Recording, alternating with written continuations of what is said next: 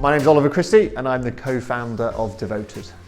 And Devoted is the UK's first dairy-free milkshake. We make chocolate, salted caramel and strawberry and vanilla milkshakes, and we use oat milk to make our product, which makes us the first all-British dairy-free milkshake in the UK.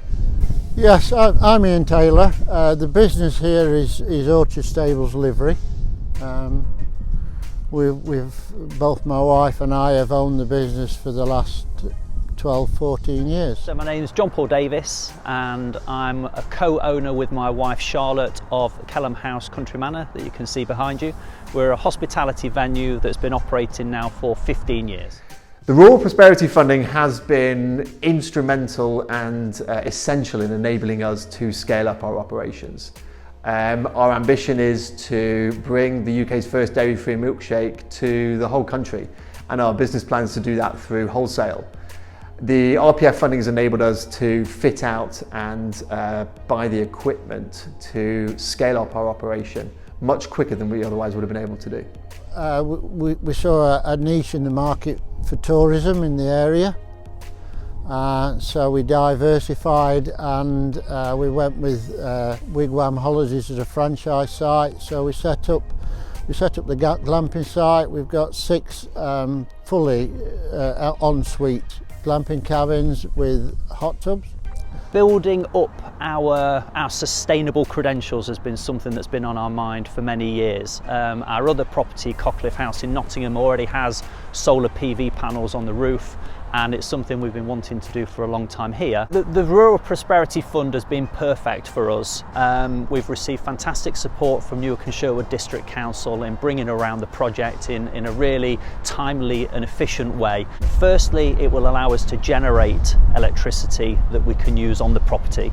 The use of the Tesla Powerwall product will allow us to store energy that either we generate or that we can actually take from the grid at times that it's cheaper for us to do so, to then deploy it at the times when it's more expensive, again reducing our reliance on the grid. So our route to market is through wholesalers into the food service industry, and these wholesalers typically require a high level of food production safety regulation. So the funding's helped us to achieve that standard. The facility that we fitted out is fully clad in all of the required ceiling, wall and floor finishes that SALSA require. But in terms of volume and ability to actually scale up our operation, it's enabled us to buy equipment such as this filling machine that enables us to fill 2,500 bottles a day rather than the 400 that we could manage by hand under the old operation. It makes us more sustainable. It'll increase the revenue for the business. It will then give us the opportunity to employ full-time, certainly one more with delivery to help out with the delivery business, and then hopefully for the glamping as well. Our rural businesses are key to our local economy, which is why the District Council has secured a total of £891,000 of funding over 2 years through the Rural England Prosperity Fund.